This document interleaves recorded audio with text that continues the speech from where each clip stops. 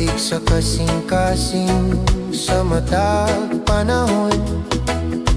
Adunay istoryang nailan sa kadaghanan, ug ang uban ikaw ra gyud ang nakasinati lamang.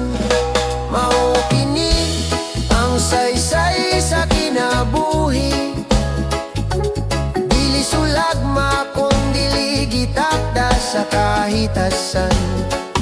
Ning kalibutan pareho tang may papel nga gihuptan, nagkalain-lain lang ang entabladong gitungtungan.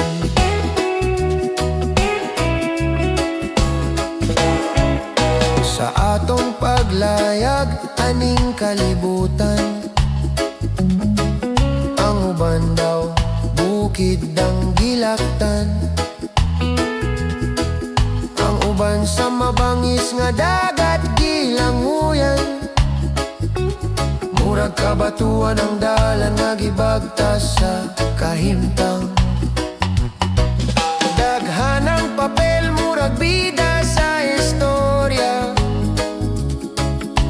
aduna puy uban nga nagdala kontrabida.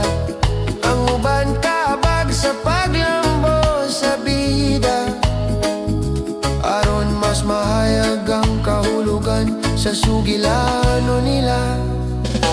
Mao kini ang saysay sa kinabuhi,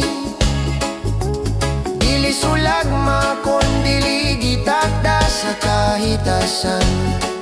Ning kalibutan pareho tang may papel nga gihuptan, nagkalain-lain lang ang entabladong gitungtungan.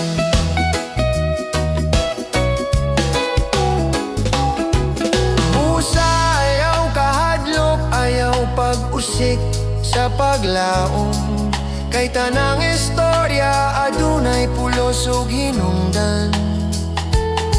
Ang tanan nga adunay sinugdanan, siguradong adunay malinawon nga katapusan. Mao kini ang saysay sa kinabuhi, usa ka awit sa pagtuo, pagbaglahutay, usa ka lain-lain